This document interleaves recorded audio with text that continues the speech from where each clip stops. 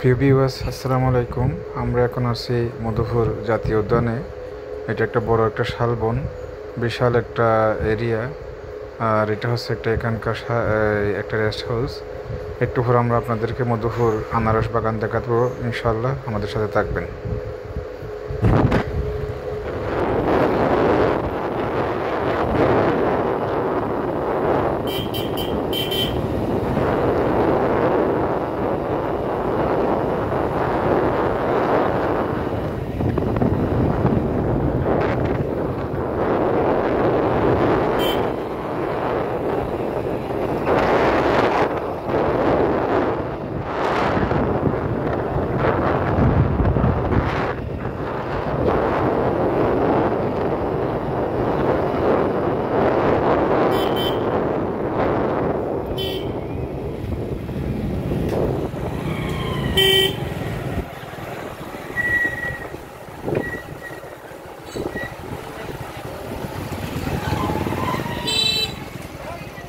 গরিবার রাস্তা কোনটা?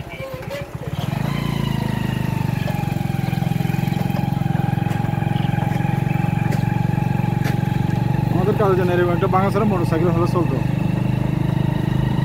শোনেন,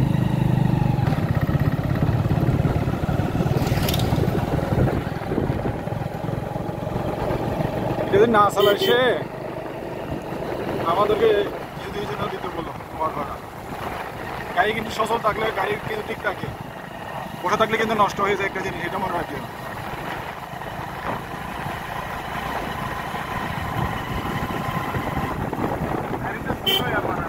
হ্যাঁ,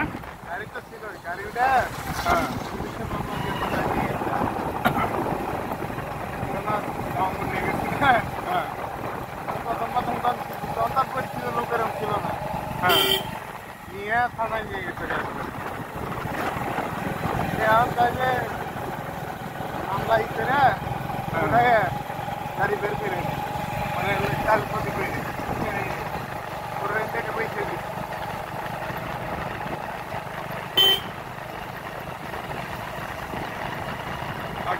দেখা করে ওই রডটা কিনে দিয়ে সেখানে রেখে তারপর দোকানে না যেখান থেকে রডগুলো লাগাবো না, তাকে বলবো একবার রড আপনি লাগিয়ে দেন, কত টাকা দিতে হবে বলেন।